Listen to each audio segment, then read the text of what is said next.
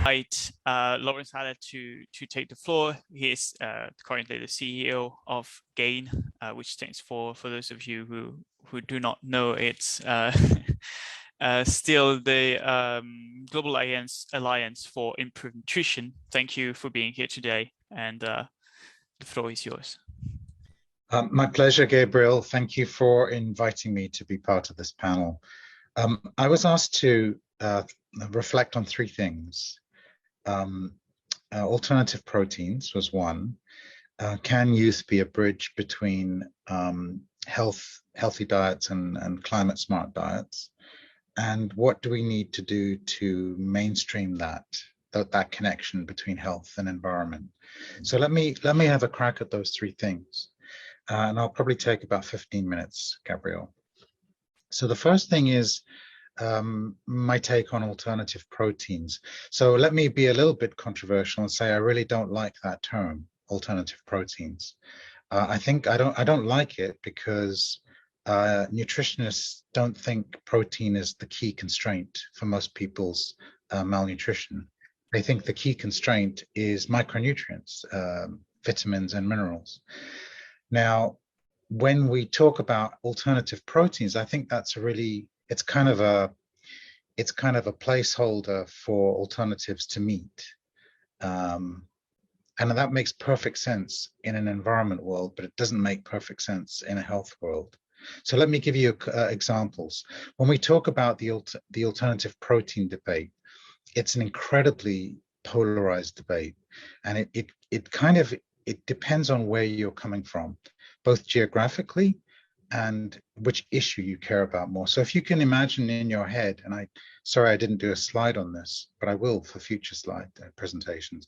If you imagine in your head a 2x2 table, the two rows are I'm thinking of, or I live in a high income country setting, or the second row is I'm thinking of, or I live in a low income setting. And the two columns are I care most about nutrition and healthy diets, and the other column is I care most about climate.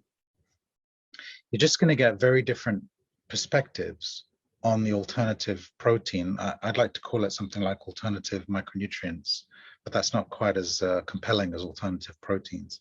But you're going to get a very different take on that alternative protein debate. If you live in a high income setting and you're mainly worried about nutrition, you will very quickly say we should be eating less animal source foods.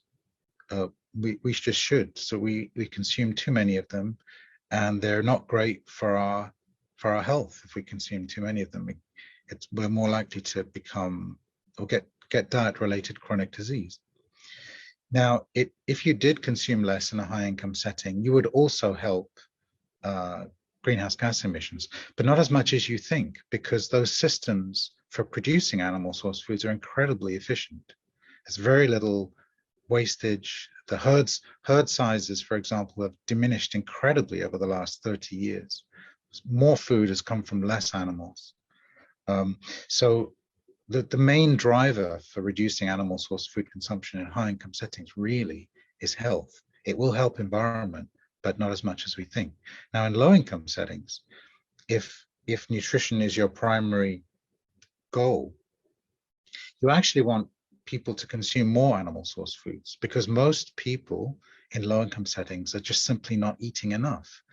UNICEF data tell us that 80% of kids under the age of 5 are not consuming diets that have a minimum diet diversity. So their diet diversity is terrible. They're eating staple gruel or porridge if they're lucky 3 times a day, and maybe with a little bit of fish every now and then, or a little bit of green leafy vegetables.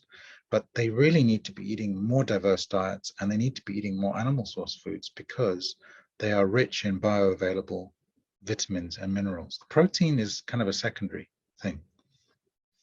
Now, if you're living in a low-income context and you care about climate, you're going to be saying, whether low-income people eat more animal source foods or less animal source foods, the animal source foods we do produce have to be much more efficient in terms of reducing greenhouse gas emissions and other environmental footprint issues.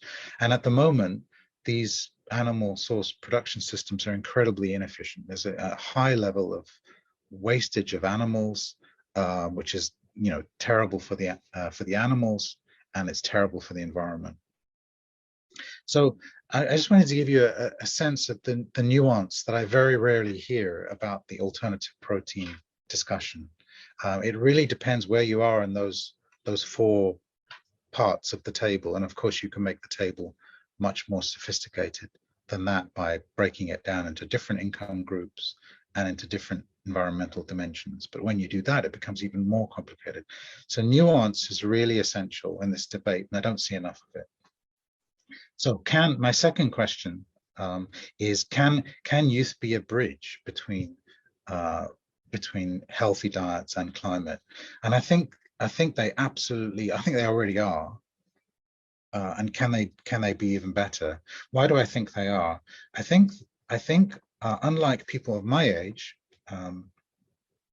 most people under 30 have sort of grown up in the shadow of the climate crisis, and they've grown up with the drumbeat of we're in global warming, climate's a real issue, and of course it's the drumbeat has gotten much louder in the last 5 to 10 years, but it was still there 20, 25 years ago. And I think that has, people my age, we're more like the kind of proverbial frogs in a pot of water that's slowly warming up, but we only realize it's too warm once it's too warm. So we're kind of slow to realize that healthy diets and climate are kind of completely inextricably linked, and we can't solve climate without food, and we can't solve food and healthy diets without climate. And it's just taken people my age a long time to sort of realize that you can't separate them. You can't deal with one and then the other. You have to deal with them together. I do think I think younger people tend to see things that people my age see as binary, see them in a more fluid way. I think that's really good, and you see that in gender identity issues. However, I do have a slight worry also, is that people under the age of 30 have grown up, certainly in Europe and North America, have grown up in a world where politics, policy, people are just more polarized. There's the center ground is being vacated, and you're either with me or you're against me. You're either my friend or my enemy. And I hope, I can remember times when it wasn't like that. But if you're under 30, I think you're constantly bombarded with that zero-sum game. You're either with me or you're against me. And social media, I think, the received wisdom is that amplifies those binary sort of discussion. I suspect it does. I often make what I think are quite tame comments on Twitter, and I get a barrage of responses that are incredibly vitriolic, and I'm always surprised by how strongly people feel about things and how resilient their views are to new evidence, which to me says their views are ideological rather than empirical. So that's a slight worry. So I think youth can be a bridge because they've grown up in this world where there isn't this divide. I just think in general, they're not bound by the old rigidities of previous generations, but the worry is that they've grown up in a more polarized time. So are you going to be infected by that need to be either one extreme or the other? And then the third question was, how do you mainstream this connection between a climate and healthy diet so that we don't have to talk about the connection? It just is there. And I think there are a few ways of doing that. I think we do need new institutions, and I don't mean new organizations, but I mean just new ways of working. So the UN Food System Summit is a really good example of a new institution. It deliberately said people who care about climate primarily, people who care about biodiversity, about hunger, about nutrition, about jobs and livelihoods and resilience, they all work with the food system. So let's bring them all together so that they talk to each other and they understand each other and they can problem solve together. And I think we need more of those institutions. Now, the UN Food System Summit did it at a global level, but it also did it at a national level with the dialogues, the summit dialogues, where governments were forced, really, well, not forced, but they were asked to name a focal point in their government for the Food System Summit. Now, they could either say, well, we're not interested, or we are interested, and this is our focal point. But the process of deciding who's going to be the focal point for many governments was a really interesting one, because their immediate reaction is, well, it should be the Ministry of Agriculture. And sometimes it did end up with the Ministry of Agriculture, but often there was a dialogue. Should it be environment? Should it be health? Should it be jobs and labor and employment? Should it be trade? Should it be industry? Where should it be? And I think the dialogues drew the different ministries and different sectors together around a common theme, common focus. And it'll be really interesting to see whether the ministries came together and now they will just dissipate again, or whether some of the connections that they formed will be enduring. So I think institutions really matter.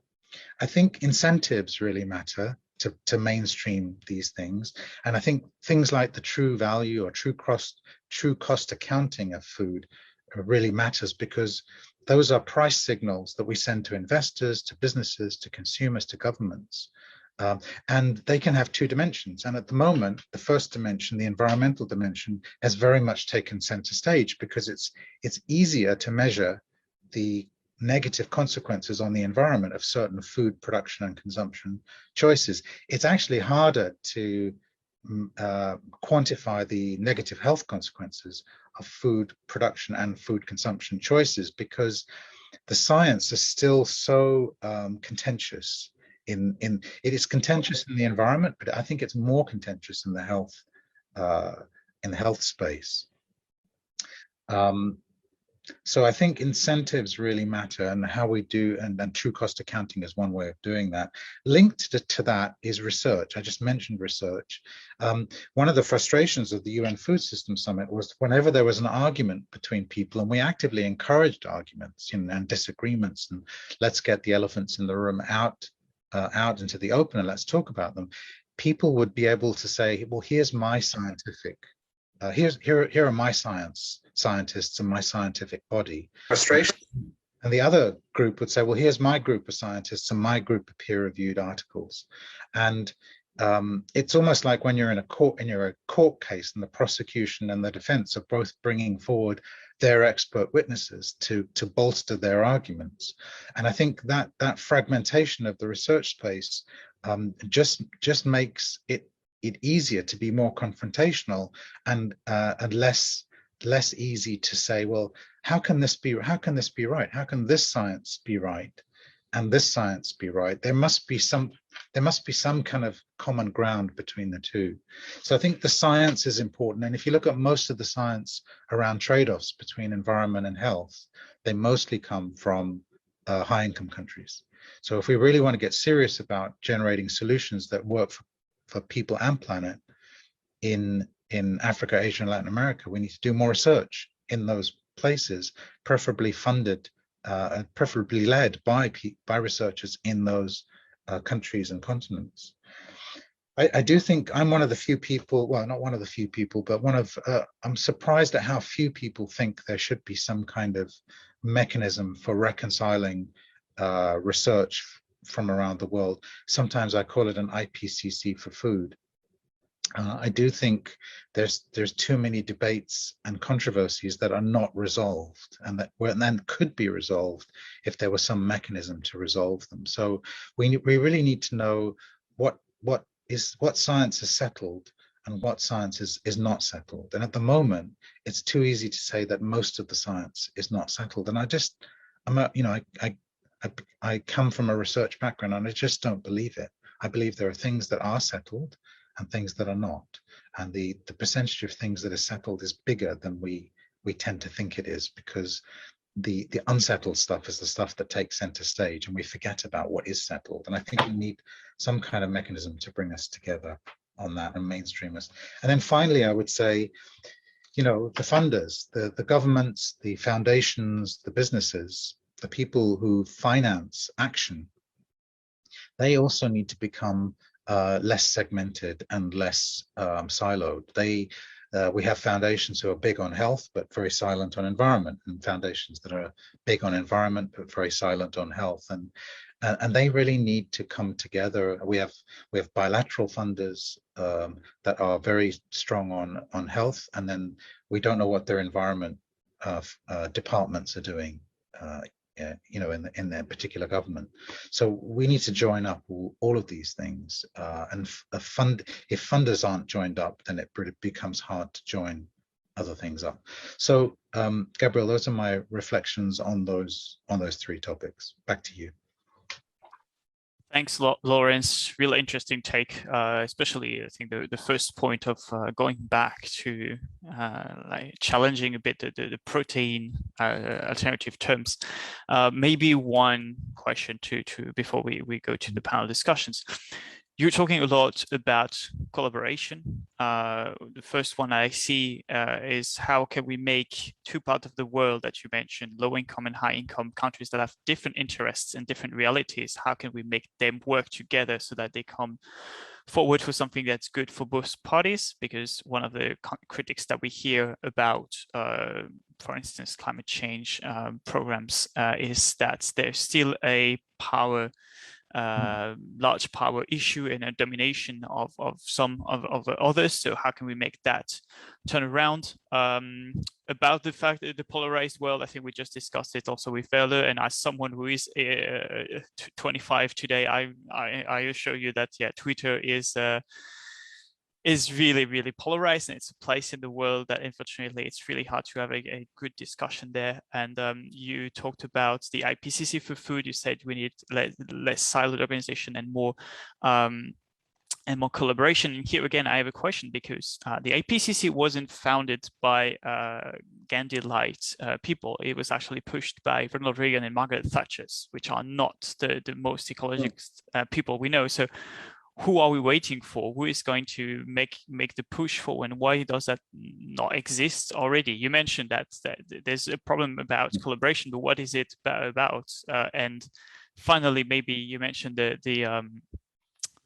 science is not settled yet, but from the initial IPCC mission, the goal is not to say that the science is settled, but to say this is what we know as of today with that level of confidence. So aren't we able to do that already today? Yeah, so which ones of those questions are great questions? Thank you. I would just remind me, just break them down again in terms of three questions. Sure. First one was about collaboration between high and low income countries. Yeah.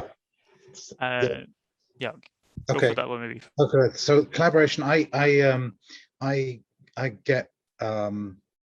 get frustrated when I hear people in high income countries talking about how everybody needs to eat less animal source foods. And I say to them, there are big parts of the world that need to eat more animal source foods, but they need to do it in an environmentally responsible way that's within planetary boundaries, that meets the 1.5 centigrade. And I say to them, the challenge for you in North America or Europe is to reduce greenhouse gas emissions sufficiently to create the space for them to modestly increase greenhouse gas emissions through increased ASF production. The problem with these kind of big statements is that they're right on average. On average, the world needs to move towards more plant-based diets on average. But my old boss used to say, if your head is in the oven and your feet are in the freezer, on average, your temperature is fine, but you're in great distress, obviously. And I think it just doesn't make any sense to talk about global averages. So I think, we need to get high-income countries that are the more powerful players and have been the ones generating the greenhouse gases through excessive animal source food consumption, to reduce that for their own benefit, but also for the benefit of low-income countries. So how we do that, is COP an effective way of doing that? I don't know. COP seems pretty ineffective to me. The pace of change is pretty slow, but maybe when we look back 100 years from now, we'll see that 30 or 40 years was pretty quick to sort of wake up to the climate crisis and do something about it. I just don't know whether COP is effective or not effective. I do know that it's not very inclusive. It doesn't really involve people very much. It involves basically the member states, which is in stark contrast to the UN Food System Summit, which for all the criticism it got, involved hundreds of thousands of people in a very substantive way. The question about research, if science is settled, then we're not doing the science properly. Science has never really settled, right? We're always striving to learn more, to test theories, to test empirical data. There's always new data because there's new situations that have arisen. But there is some science that is there is a consensus around some science, and where there is consensus, it's not being signaled clearly enough. And so I'm not a Gandhi-like person either. I'm a very pragmatic, practical person. When I see governments in Africa or Asia who say, I just don't know, some governments are not interested in evidence, right, at all. Some governments are interested in evidence only if it supports their predetermined position. That's the second group. But there are some governments and some departments that actually do want to make policy based on evidence. At least they want to make policy that doesn't defy the evidence. So they want to know, but it's really hard because they've got 10 different people chattering in their ear with 10 different answers, and all of them backed up with seemingly credible scientific papers, and that paralyzes action, and there's a huge cost to that. So that's the kind of thing I'm talking about, Gabriel.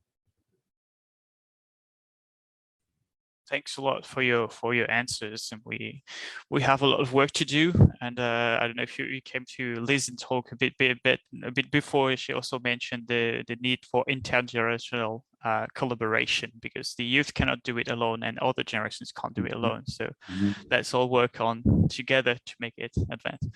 Thanks a lot again, Lawrence. Thank you, Verle, and we are going to go to the next part of our program.